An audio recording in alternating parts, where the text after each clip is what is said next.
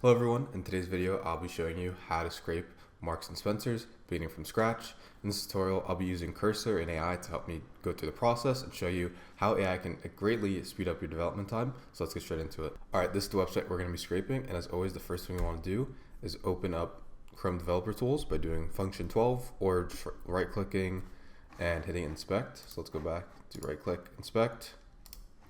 Alright, so now that we're here we're going to go to network and we're going to clear it with this button. So now I'm interested in scraping the shirts. So let's go to t-shirts. And as you can see, a bunch of new requests just came in. These are all for the images, or a lot of these are for the images, but we don't really care about that.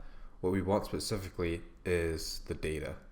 So let's see, we have a few requests here, but none of these are going to be what we want. These are product IDs, which may be useful in the future, but we don't need that right now. What I'm going to do again is I'm going to refresh again and see if we get anything new this time. Let's go back to all. Let's see. Let's do this. Okay. So that's not going as expected, which sometimes happens when scraping. So let's go back. Let's try graphic t-shirts. And here's what I wanted to see. So for this example, as you can see, now we're getting this GraphQL request. And the reason I wanted this one is because this actually has the data that we need. If we look through it, let's go back. Oh, let's go to this one. If we look through it, as you can see, now we have this pure cotton Japanese graphic t-shirt, which is this one over here, 18 pounds, and so on and so forth. So now that that worked, I want to open this in another tab, and I want to see if we can get that for other types of clothing as well, because if we can, that would be ideal. So let's go to clothing. Let's go to joggers. Let's see if we can also get the GraphQL for that as well, just so we could see the differences and how they work.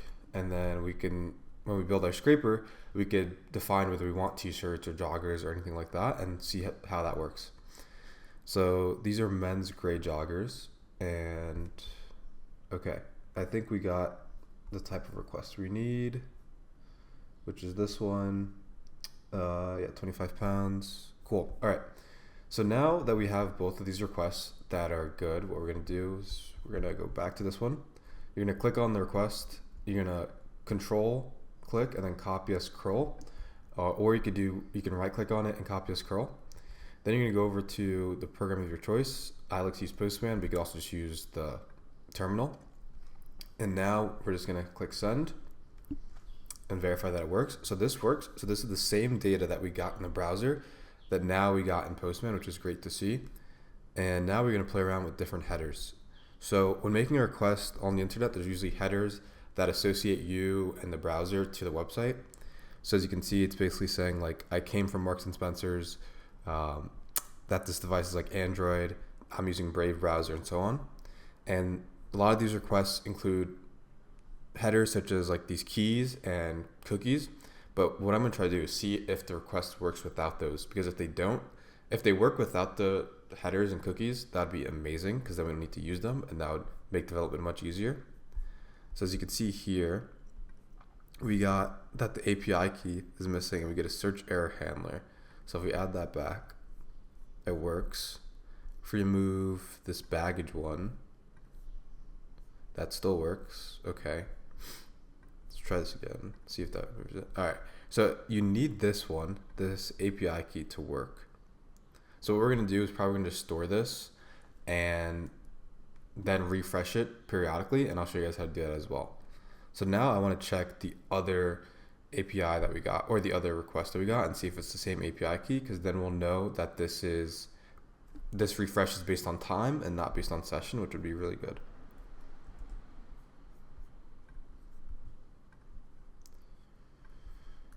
So let's paste in this request, and I think it's the same one. Yeah, it is the same one. So this probably refreshes based on time, which is super doable, and I can show you guys how to handle that. And these are for the joggers. And let's go back here, search again. These are for the graphic tees. Perfect. All right, so now let's move to code. So the nice thing about Postman is we click this button, it gives you the code that you need for different languages. I'm personally going to use Python request, so let's click this. We're going to click copy and paste this button right here. All right, now that Postman gave us the code to begin, we can paste that into Cursor or any code editor of your choice.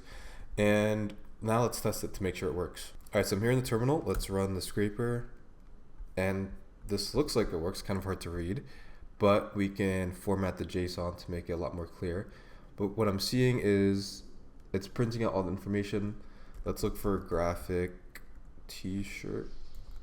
Yeah, so, and let's also look for pounds. Price. Okay, yeah, it looks like it's working. So just a bit hard to read, so let's go back to Cursor and basically clean up the script to make it a lot more readable, one, and then two, also be able to handle different types of items.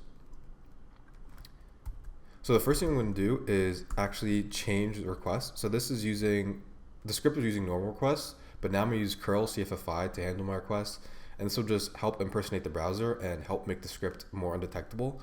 So now, just that one line, you're not going to see much of a difference in code, but if we go back to the request and do this again, we should see no difference and it should still work. Perfect. That's just going to help us, again, be more undetectable. This impersonates browsers, and I could probably make a dedicated video on this, but for now we're just going to skip over it. Highly recommend just using this library. All right, so next I want to make the format easier to read. So I'm just, instead of playing around, I think it's like json.dumps or something to make it more readable.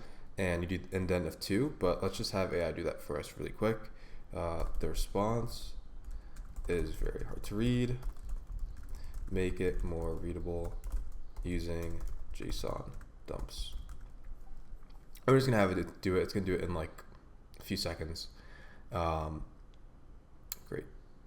So now if we do this, we go back, clear it, run it. All right, this is much better to read. Much easier to read, as you can see. Cool. All right, so now with this output, what we're going to want to do is we're going to want to filter and improve the data to actually just have what we want. I feel like there's a lot of extra data that we don't need. So what I'm going to do is, actually this is not efficient. Where's the button? We want to copy the output.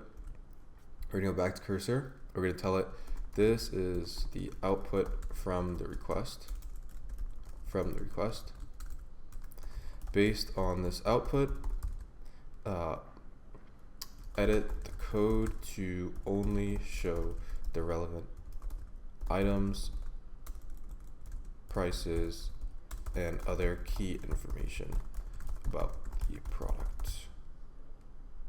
All right, so this is where AI comes super into hand, because it's going to look through everything, parse it, realize what's important, what's not, and then it's going to help us modify the code on top of that to only give us what's relevant.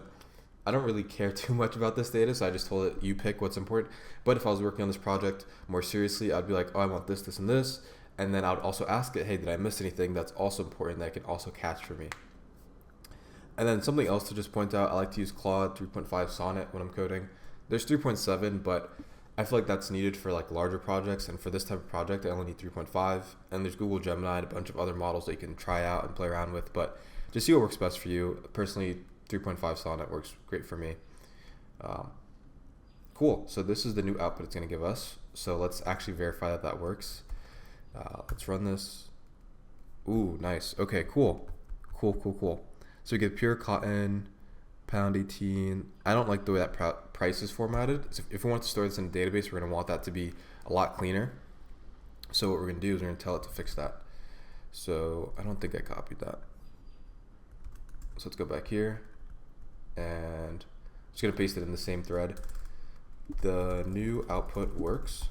Only change is to make the pricing better formatted instead of the current format. Do pound and then amount. So I just wanted to update the formatting because that's not good. All right, it's done. So let's see that it worked and actually replaced it properly. Let's go back here, run this. Perfect. Okay, price pound 25. Great.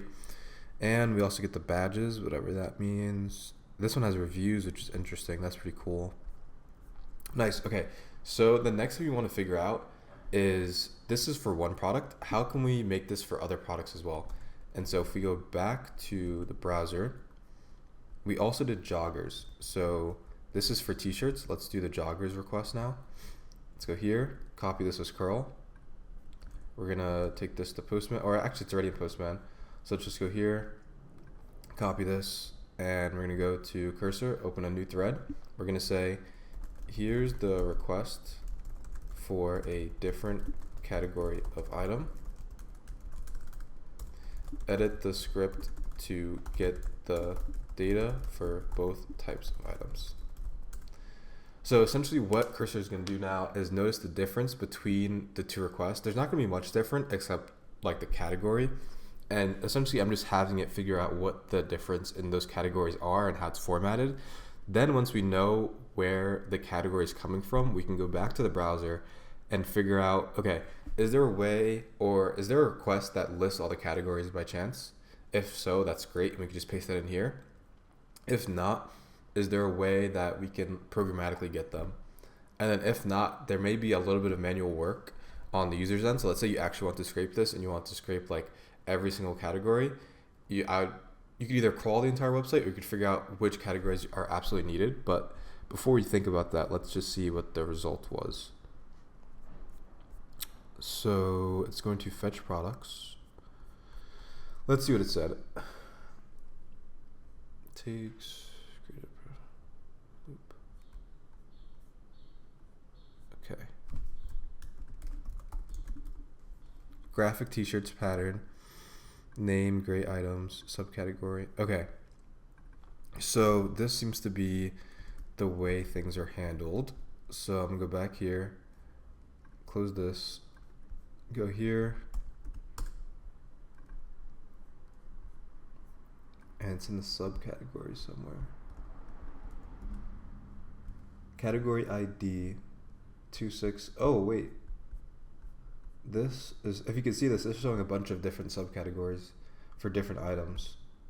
So what is this request? Let's do subcategory. This is showing 393 different subcategories, which is insane. So I think this is exactly what I was talking about. This gives us all the different categories that we could possibly need. Whoa, okay. Nice. This is really good action. This is exactly what you want to find when you're doing this type of project. It's showing all different categories of everything. So I feel like this would be a lot for AI to parse. So you'd probably have to, and this is the entire response. That's really good. All right, so let's figure out how to just copy and paste the aspect we need. So it seems to be part of the HTML, and there's JSON down here that has everything. Okay, yeah. So let's do this. Let's close it, and we're gonna copy it. And as you can see, it's 9,000 lines. Yeah, so AI is probably not gonna be able to parse that. So let's just copy that down into JSON, and then we have to figure out ourselves a little bit how to parse it. So let's do that. All right, so now that it's copied, let's go back here. Let's do all items.json and paste this in. All right, now that we have all this data in cursor, we basically just wanna remove the stuff we don't need. So categories is most likely what we're gonna need.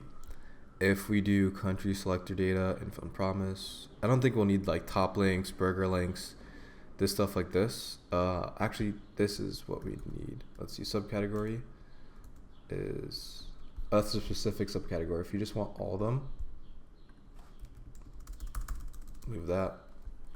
So this is giving us items. Is it all just in items? Let's see. I think it's spread out across, so we want categories for sure. So I'm probably just gonna keep this part, honestly, and then anything else probably just remove. So we're gonna do this, copy and paste it, and delete everything else, create new brackets, paste that in, and there we go. We have some new valid JSON containing everything we need. And this is still 3,000 lines, so it's a bit much, but I think we can further clean this data to, again, only have the parts that we need.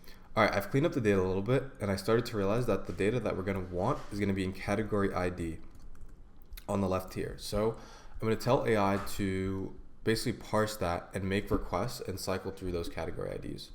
So here's what we're gonna do. Open up a new cursor frame, and we're gonna tell it, we don't want anything highlighted, in at all items. it will contain a lot of data with category ID. I believe it's category ID. Let's with category ID. Parse when running scraper.py. When running at scraper.py, go through the JSON file and get all the different category IDs based on the structuring of the JSON. When making requests, add a random delay between 5 and 10 seconds between the different categories. So I'm telling it to go to all items.json, and then when running the scraper, filter through those different categories in the requests. And then when making those requests, you want to add a random delay between 5 and 10 seconds for 2 reasons. One, if you're making too many requests too quickly on one specific IP, which we're doing here, you're going to get blocked or banned. Second, we want to be ethical when we're doing this, and we don't want to overload the server. Marks and Spencer's is pretty big, but again, we don't know how good their infrastructure is, so we don't want to send like millions of requests to all different products at one time, which wouldn't be great. So yeah, let's not do that. And okay, so I think let's read through what it did. It reads and parses all the items, extract category IDs, remove duplicates, add random delay, add error handling. Okay, so let's see how this goes. So we're gonna clear the console. All right, so let's see how this goes. We're gonna run the scraper. Okay, cat ID is not seen in list. So again, this is the part of the issue with coding with AI. Sometimes it's gonna work, sometimes it's not. So let's see if we can fix this.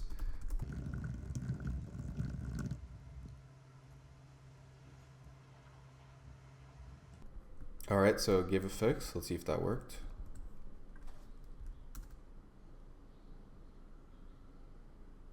Okay, it's searching. Oh wow, so it actually did work. Okay, so we got all the items for linen blend trousers for women. So it's waiting 9 seconds to make the next request. Let's see. Okay, got the next 9. Or I got the next request, sorry, for cardigans. Cool, okay, sick, this is working. And so right now, if I left this to run, it would collect all the different data for all the different categories that we got. Of course, if this was gonna be a serious scraper, what I would do is I'd probably poke around on the website a bit more to make sure that these are absolutely all the categories and make sure I'm getting all the categories I want. So yeah, AI wrote all this code. It helped me speed up my development process and make things super easy. Again, I'll probably just go in, verify the categories. But yeah, that was pretty simple to do, not too bad. Only ran into a few errors. So yeah, I hope you guys enjoyed that video and you see how powerful AI is. If you're interested in more videos, make sure to leave a like, subscribe, and I'll be coming at you with more content. Have a good one.